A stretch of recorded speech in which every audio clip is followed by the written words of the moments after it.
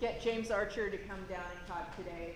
There are some designers where you look at the work they do and you kind of want to kick yourself for not having thought of it first.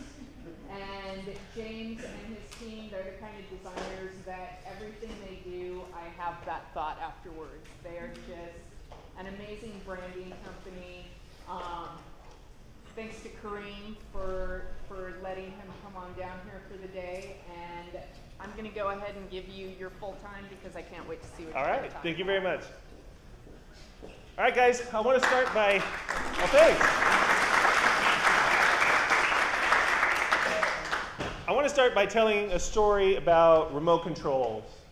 So I went on Amazon and I tried to find the best rated remote control, just to see what it was, because I had a hunch if it was the best rated one, it was going to have to be pretty sharply designed, and it didn't disappoint. So this is an amazingly designed remote control. So think for a minute about the context that you're in as you're using a remote control. So you're probably in a dark room. You're probably holding it like this and not even looking at what you're doing. And if you do the wrong thing, it's just going to ruin your whole evening. You know, you're trying to turn up the volume and you change the channel and you can't rewind because you change, like, it's just going to mess everything up. So this one, when they designed it, they kind of took all that stuff into context. So what they've done, if you look at the buttons, you see different areas of buttons. They're shaped different ways. They're oriented different ways. You know, even the volume and channel buttons are kind of pointed different directions. So just by feeling, you kind of know which one you're on. So you can really quickly learn to use this remote control and figure out how to do it in the dark without looking and kind of know what you're doing and not make mistakes that are going to ruin your evening. So I don't have one of those, but I do have one of these. So this is the CyberHome DVD remote, probably the cheapest remote possible for the cheapest DVD player ever made. And it is infuriatingly difficult to use because even if you have all the lights on, even if you're staring at it, you can still barely figure out how to use it, and you will almost certainly hit the wrong button. So this was designed without a lot of empathy for the situation that people are in. And so from my perspective, design really is empathy. You know, if you think about what designers do, it's fundamentally to empathize with the user that is going to be dealing with whatever the solution is and actually doing something with it and creating something that's going to work for them. So when people fail to empathize with the user, as we saw with that last remote, it's always going to fail. And when you succeed in empathizing with the user, you will succeed with the design. So those two are inextricably correlated. They're basically the same thing. I mean, I think you could, if designers had the job title of empathizer, it would still basically be the same thing.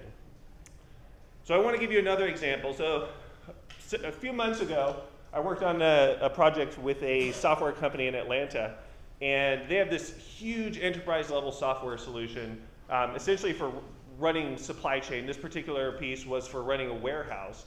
And this isn't the actual screen. This whole thing was under NDA. It was all top secret and stuff, so I can't really show you too much. But it was a screen that looked a whole lot like that one, so use your imagination. And the context for this was, picture a warehouse. So, you know, warehouse, you order for something from Amazon. You've got runners. They run over here, and they get this product, and they run over here and get that product, and they run over here and get that product. And they put them all together in a box for you, and then they ship it down the conveyor line. And some guy, right, you know, toward the loading dock has to check that box, make sure everything's the way it's supposed to be, and do what's called closing the box. It may not be physically closing the box, but it's sort of symbolically closing the box. It says, yes, this is the box, put it on the truck. So that transaction, of course, they have to record in the software. So what they have to do is he's got an RF gun scanner, and so he scans the label on the box, and then he has to go to his computer and kind of check and make sure this is the right one. So when they asked me to come in and start working on this, you know, being the empathizing kind of guy that I am, I started asking all kinds of questions that they thought were really dopey, like, who's usually doing this job? You know, how do they feel? Who's their boss? What kind of situation are they in? Are they standing? Are they sitting? How much are they moving around? You know, what's their day like? How many hours are they working? Things like that. And you know, the whole time, you know, and that conversation probably wasn't more than 15 minutes or so, because we were just trying to blast through some stuff. But that whole time, they're kind of thinking like, this is great. Can you just design the screen? Can you make this screen better? And they're trying to convert it over to a web format. And they're like, can you just webify the screen? And I kind of explained like, no, we got to go through this process. Just trust me. So one of the things that came out of that interview was I found out that, you know, they're over here and say this is the conveyor belt, and they're over here scanning, and then their computer's like 3 feet away typically. And so they have to walk over here, check the number on the computer, okay, it's right, walk back over here, scan the next one. So the thing that had never occurred to them, and I can't show the whole redesign, but just a relevant piece of it, was to make the print bigger. They never thought of it, because that's not how you design software. You just have fields, and all the fields are the same size, and you just stack the fields up in a way that makes sense. And so I said, well, why don't we just make that bigger so they don't have to walk over there? And that's a little thing, but by empathizing with the person actually doing the job and thinking through the context, think of how that person's job just got exponentially better.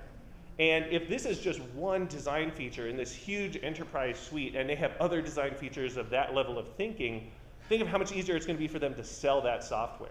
You know, that reduces, you know, injuries of walking back and forth, and, you know, workers' comp claims, and like all kinds of things. And all we did was make the text bigger. So those are the kind of design solutions you can come up with if you're actually empathizing with the user, which is a step that surprisingly many designers forget. It just gets left out of the process. So one of the things I want to emphasize is design is a process. It's not a skill set. And this sounds kind of contradictory to say, but design's not about the people. It's not about the designers. It's about the design process. What makes a good designer is someone who understands that process and rigorously follows it. Not necessarily someone who knows all the tips and knows all the Photoshop shortcuts and knows all those things. It's that you understand the process and you rigorously follow it. So we'll talk a little bit about what that process is. The first step is the one that usually gets cut out the first, which is actually studying the situation that you're in and figuring out what needs to happen. So ideally, this is user research. You can do ethnographic research and actually watch users in their natural context using the software. There's, you know, digital metrics that you can observe. You can track things. There's mountains of data that you can use for this. But you guys know sometimes you don't get that, right? Sometimes you don't even get access to any users, and you have to just kind of make your best guess based on the situation. Well, in that case, you know, I'm designing enterprise-level software for a publicly traded software company, and all I had for that solution was 15 minutes of talking to the people within the company who were subject matter experts. But that was better than skipping it. Even that, you can extract a whole lot of insight if you sort of rigorously follow the process and you know what kind of information you're going after and you just dig into it. So the next step then is to actually empathize and to figure out what is it like to be the user. You know, it's one thing to know that your user is, you know, has 2.5 kids and they this and they that. You have data about them, but you have to translate that into what is it actually like. And so when I was thinking through that design, I made myself walk back and forth just as that person would and think about what it would take to make their lives better. And the solution was a simple one, but it took that empathizing and me getting inside their head and understanding what it was like to be that person to come up with that solution. And then you prototype. You start coming up with solutions and test them to see if they work. You know, that particular design went through a couple of iterations before we settled on the one that we liked. But those iterations all took place in a period of about 1 hour. So I would design something up and say, is this close? Does this kind of meet the needs? I'd walk the client through it. They'd say, well, there's this problem with it, and really they're going to be this. And so I'd move things around.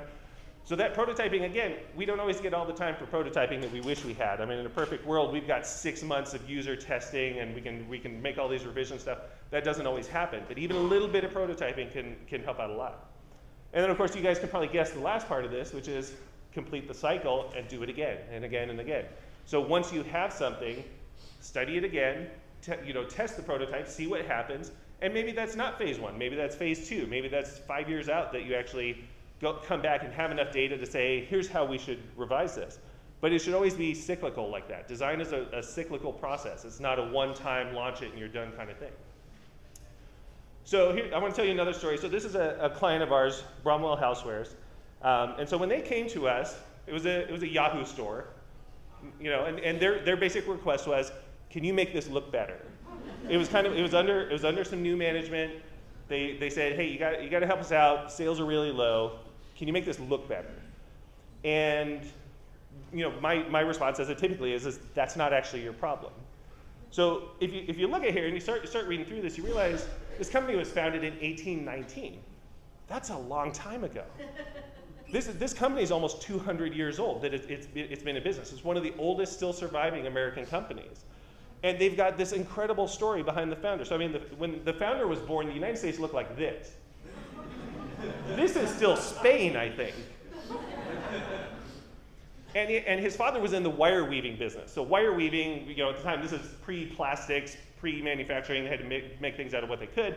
And a lot of things were made out of wire. They would take wire and create things out of it that they could use for different purposes. So he came from an entrepreneurial family, just after the nation was formed. I mean, this is a great American entrepreneurial story. He fought in the War of 1812, which is basically the continuation of the Revolutionary War.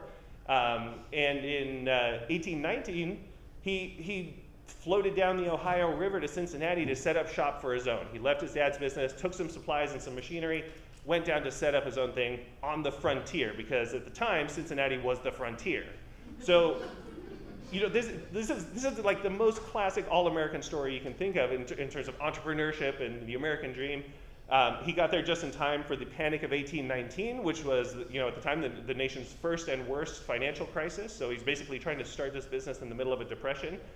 And he manages to do it. He manages to create a really successful business, grows the company, creating things like hand-cranked flour sifters and tin cups that were, they're used by the US military. And he really succeeded. I mean, he grew this business to the point where there are thousands of employees, a catalog of thousands of products. They were known, they were respected, they were trusted. This is a great company. Have you guys ever heard of it? Nobody's ever heard of this, because when they came to us, all they had was this Yahoo store. Like, that's what the whole thing had devolved down into. It was a skeleton crew staff, a handful of products that they were still making on the original equipment, which is great. But if you just try and sell the products themselves, I mean, we're talking about a $30 cheese grater. It's not a robot cheese grater, it's just a regular cheese grater. Now, there's story behind it, and what they were trying to convey was these products have story behind them. It's this great piece of Americana, but this website's not selling that. So we kind of dug in and said that your actual problem is that nobody cares. It's not that the website doesn't look good. It's not that it's confusing, because if you really wanted to buy that cheese grater, you could figure this out. But it was that there wasn't any reason for you to care. So that's what we dug in. That was the actual design problem we started to solve. So we started doing some research into companies of a simpler age to kind of see how they had evolved, and also what the design looked like at the time to kind of create that sense of realism behind it. We researched the typography, and we found modern equivalents for the typefaces that they used at the time. And this was a time when people used lots of typefaces. It wasn't just headline typeface, body typeface like we do now, which is kind of boring. But they would have posters that would have 10 different typefaces on it. So we kind of kept that spirit and pulled that forward. We started looking at different ways that we can pull out visual elements that evoke that time and really convey the stuff that's going on. And so as a result, we're able to basically build a brand around it. The company was renamed after the founder, Jacob Bromwell, and we created this user experience, this customer experience, that's actually relevant. So when you see that, and that's his actual signature, we managed to dig up the founder's original signature and use that for the logo, it creates a little more sense of relevance for what's going on. We designed the website. Now, this website's a few years ago. It doesn't have the cool parallax and background videos and stuff that it would now, but it was a nice site that actually conveys what the company's about and conveys the spirit of it, most importantly, and tells the story and gives people a reason to care. So that was the design process. We weren't solving the aesthetic problem, we were solving the actual problem, which was relevance. And that stuff works, man. So I talked to him 2 years later, we had lunch together, and I said, hey, how's business going? And he said that their business had essentially quintupled, and he attributed that pretty much directly to the experience that we had created around the brand. All we had done was given people through design a reason to care about what it was and actually communicate the real story that was going on there. Now, there are a lot of different layers to design, and the problem is a lot of people never make it through the bottom few layers. So the bottom few layers are things like functionality, intuitiveness. These are all good things. And when people talk about UX, they tend to think about things like, how do we make it functional? How do we make it intuitive? And those become the goals. Well, you're just scratching the surface. Those are table stakes. If you're not doing at least those, you shouldn't even call yourself a designer. Then you get into efficiency. So it's nice, it's functional, it's intuitive. How do we make it so that people can get through the process quickly and easily? So that's we're getting into the middle zone. Then we get into things like comfort. So that can be physical comfort, like we were talking about walking back and forth to a computer, or that can be psychological comfort. If you're on Amazon and you're going through the checkout process and you have to hit continue, there's a little note there that says, your order will not be placed until you have a chance to confirm it, things like that. They give you psychological comfort. Now, you can't do that unless you're putting yourself into the head of the person using it and really thinking through what are their concerns and frustrations and kind of digging into that stuff. And then we get to delight. And that's really what we were trying to do, because that was what was missing from the Yahoo store. There was no delight there. There was no magic. There was no excitement. So, to me, that's kind of the hierarchy that you should go through. You have to have the stuff on the bottom, but you should be really working toward and pushing through to get to the things on the top. So here's another project we worked on. This is CAPS Research. So this is a supply chain research clearinghouse. They basically distribute research and organize research for Fortune 500 retail companies to be able to better run their supply chain. So Walmart can get their boxes 15 minutes earlier than they normally would, stuff like that. The most boring stuff you can imagine, and the most boring site to accompany it. But the thing that a lot of people don't realize is supply chain is what makes the world go round. Like, the reason we have anything that we have is because of supply chain. And if the world is going to be made better, if our standard of living is going to be made better, it's supply chain that's going to make that happen. And these little incremental differences, I mean, the fact that Walmart becomes more efficient at doing something, or a local bookstore becomes more efficient at doing something so they can compete with Walmart, things like that, all those things are related to supply chain. And these guys were at the center of that, gathering the research and putting it out there to these C-suite officers to explain to them how to do this. But you don't get that from here, do you? I mean, this presents it as the most boring thing that you have no need at all to pay attention to. So we needed to help change that and help make them relevant again. So we actually started doing user research. We started calling chief procurement officers at these Fortune 500 retail companies, and they're surprisingly difficult to get a hold of. But we kept at it until we had enough information that we were really starting to get inside their head and we could build a profile around it.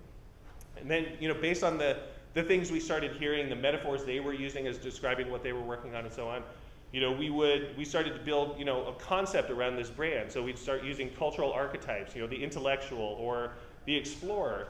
And so based on these archetypes, we then pull out visual elements and kind of tying all these metaphors together. Our brains work on metaphor. I mean, metaphor is the foundational language of the brain.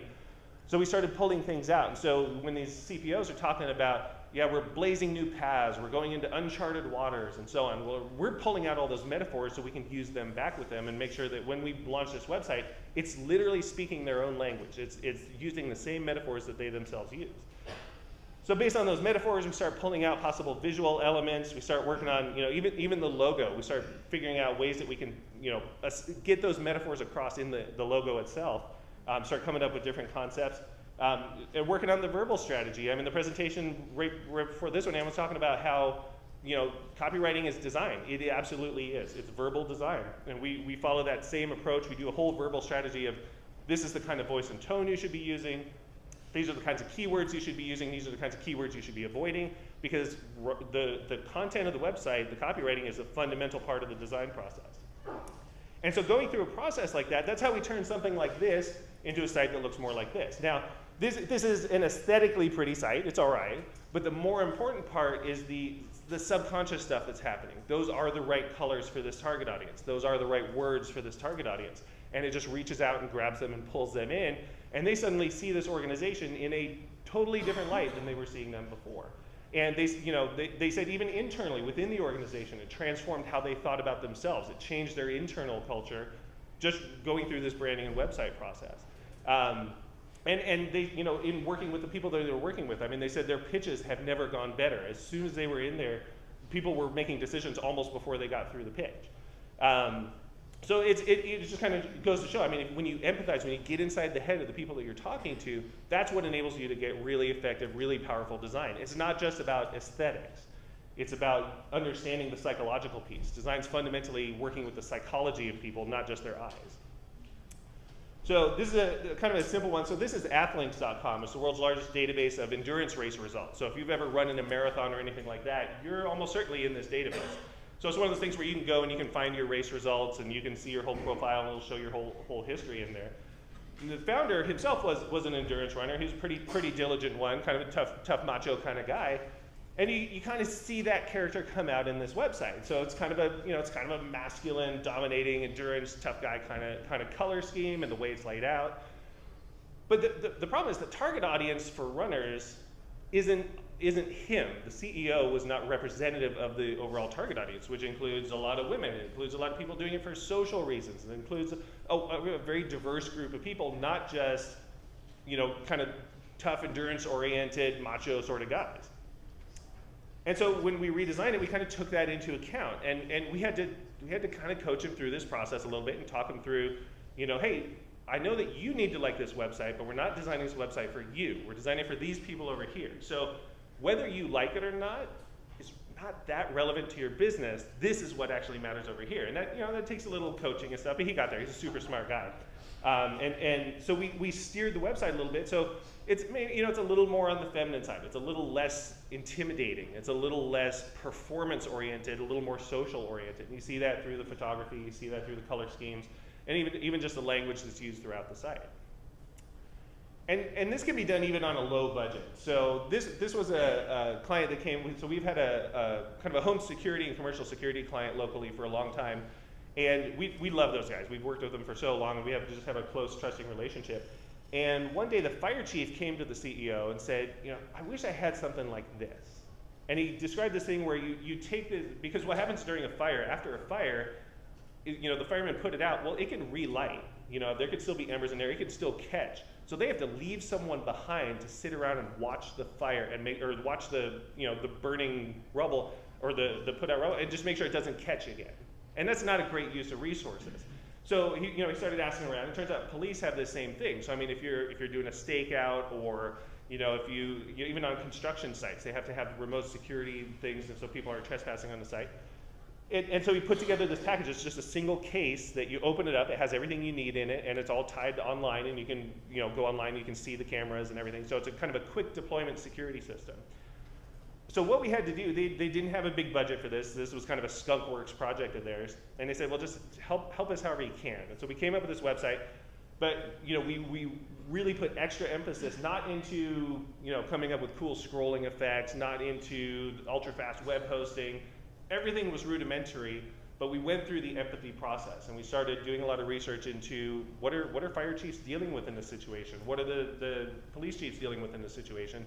And very carefully choosing copy and imagery that speaks directly to them. So each of these pages was just stupid simple from a design perspective, but they were highly effective. They resonated with the people who needed to see them, and it got the point across. So you can do this stuff on a really tight budget. This is another project we worked on. I love this design. This is great. So this is 80stees.com. The founder started this while he was still in college. And he started making up some shirts for himself. His friends liked them. They wanted to get some, and the next thing he knows, he's got a t-shirt business. Well, by the time they came to us, they were doing about $10 million a year in t-shirts with this website. But the catch was, nobody knew who they were, because all their business was coming through PPC and online marketing campaigns. And so you'd see an ad, you're like, oh, that's interesting. You click on it, you go over here, maybe you buy the product, maybe you don't, but then you forget about it. And meanwhile, they were getting beat up by companies like Threadless and Busted Tees that have communities and have people who remember who they are, and they've actually built a brand.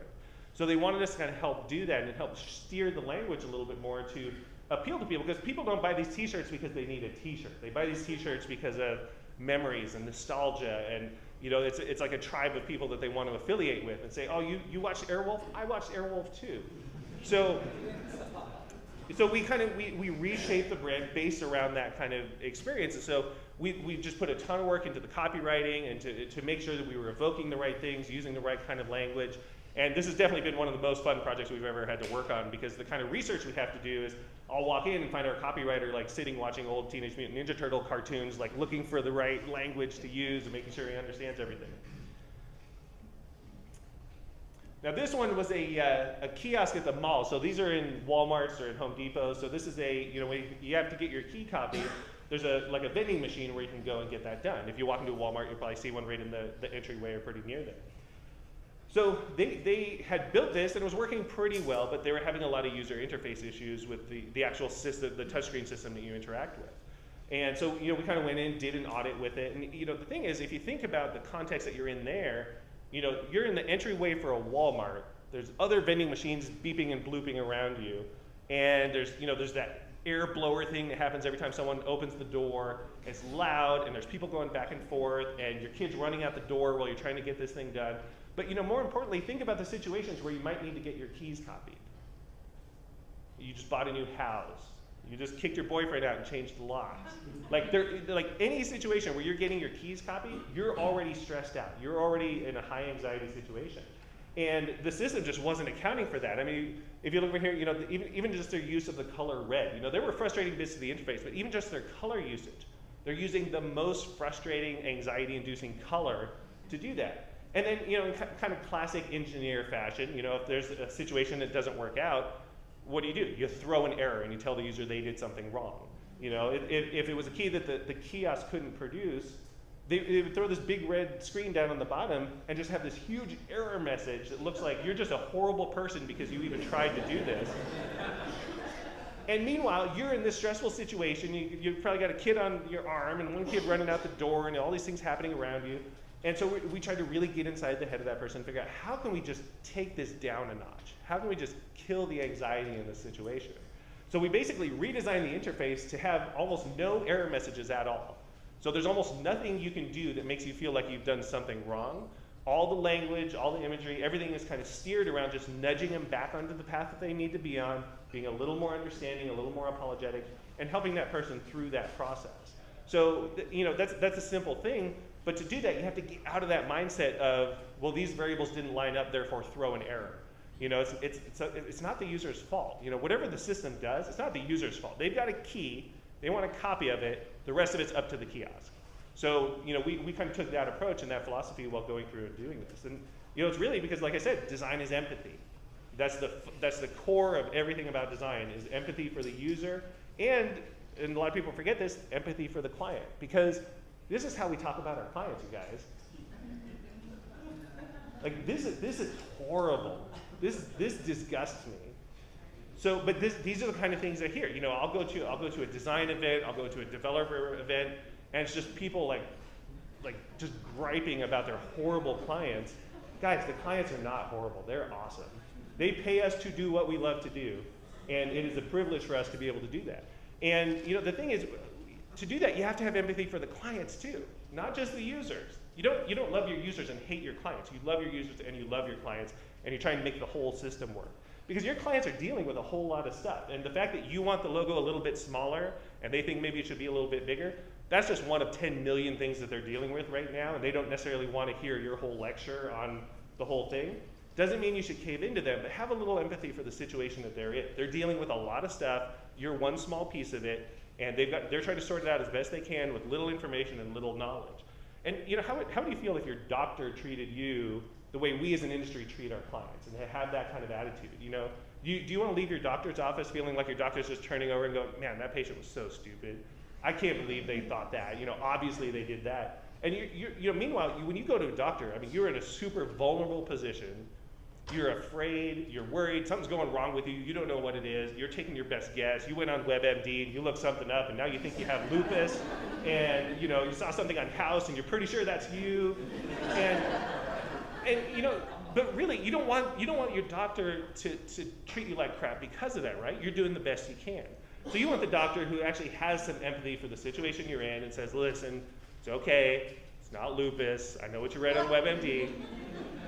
And to really understand and appreciate that, and to kind of calm you down, give you the information you need, help you make an intelligent decision, and move on. And ultimately, the decision's still yours as the patient, but you know, that doctor's got to kind of coach you through it and help you fill in the gaps that you don't have. That's the situation we're in with our clients. And that doesn't mean be two-faced about it. It doesn't mean smile to your clients and say, oh, I understand, and then go out to the bar with your friends later and just say, man, my clients are so stupid. Because if you feel that way, you're failing to have empathy for the situation that they're in and the problem that you're even trying to solve. And if you don't have empathy for the situation they're in, you can't really be an effective designer. You just can't do it. Because design is empathy. That's fundamentally what it's about. So if you are going to be an effective designer, you have to have empathy for your clients. You have to understand and appreciate the situation that they are in and the constraints that they are up against and the budgets that they're dealing with and their boss that's yelling at them for something. And find the best solution you can. And maybe you don't get to use the font you want to use, and maybe you don't get to use the cool feature that only costs $10,000 more. And you think that's totally reasonable, but they can't come up with the $10,000 because, stupid clients. Well, guess what? That's the constraint. You have a box, design within the box, do the absolute best you can within that box, And maybe sometime later they come back for revisions, maybe sometime later to some other thing, because they remember you as the person who solved their problem, who understood their needs, who got it done within the constraints that had to happen. And so when those constraints expand and they can do more, you're the one they come back to for that. So again, it kind of comes down to this process. I mean, study the situation, empathize with the users, empathize with the client, and prototype things out and go through. And if you stick to this process, guys, the process works. You don't have to be an expert designer. And like I was saying earlier, I mean, you don't have to have the job title of designer to be an effective designer. You just have to follow this process. If you do this, you will come out with effective design. It may not be stuff that wins, aesthetic awards, but it's going to work. And I've seen that over and over and over again. We can take students and put them through this process and they start coming up with brilliant works. I can take developers and put them through this process and they start coming up with brilliant design work. So the process works. So I want to give you one last example of that. So this is Ferdinand Porsche. In 1931, he started a car company in Germany. They didn't start manufacturing cars, but he was a designer. He was sort of a consultant who would be brought in to kind of help out with designing cars. It was still a relatively new industry at the time. Now, at this time period in Germany, this was a really rough economic period. I mean, they were going through a bad recession. There was like 30% unemployment. Everyone's struggling. All the families are trying to figure out how to get by. Not a lot of people with money going out buying new cars. Most families didn't even have enough money to buy a motorcycle, let alone a car. So in the middle of all this economic turmoil and all these things that are going on, Germany elects a new chancellor. You might know him. And so one of his directives was, okay, we've got to come up with a car, because Americans are driving cars all over the place, and our lives are awesome over there because we got cars and freeways and all this kind of stuff. And he's got to get Germany to catch up. And so he puts out this challenge basically and says, we need to design a car that can go more than 60, 65 miles an hour. It's got to be able to take 2 parents and 3 kids and get them up to that speed, and the whole thing has to cost less than a motorcycle. That's a pretty difficult challenge for a car designer. You're not used to dealing with those kind of constraints. And I'm guessing, a lot of people started participating in it and trying to come up with designs, Ferdinand Porsche among them. And I'm guessing he was feeling like, man, this is impossible. Like, these constraints are ridiculous. I can't do this. Nobody can do this. But he kept at it, and he followed the design process, and he empathized with the users and tried to figure out what they need, what the situation was going to be, how is this going to work. Started prototyping. Prototypes didn't work. You learn from them. You come up with new prototypes. And eventually he comes up with this working prototype for a vehicle that would cost less than a motorcycle, or cost about the same as a motorcycle, and be highly effective. And it would meet those constraints. And the thing was, he did such a good job of this that this car was in production for 65 years. So picture a say a Honda Civic today still being in production in 2079? In basically the same form that it is today. That's how well he solved that problem. And he did this under just amazing constraints that he was dealing with. So he built the world's most successful automobile, made it the price of a motorcycle, and his client was literally Adolf Hitler. So the design process works. And I know that you guys all have frustrations with your clients. And you all have budget constraints. We all do. That's just the job. But we can work it out if we remember that design is fundamentally about empathy. And if you stick to that core principle, everything else will start to fall into place, and it'll all magically work out. I'm James Archer. I'd love to talk to you guys. Feel free to email me or tweet me. I'm happy to respond. I love talking about this stuff. I work for 40, which is a design firm based in Phoenix. We've been around for about 11 years now. We do primarily user experience design and customer experience design, like we've been talking about. And we are very proud to now be part of the unstoppable juggernaut that is Crowd Favorite. And I'm happy to answer any questions you guys might have.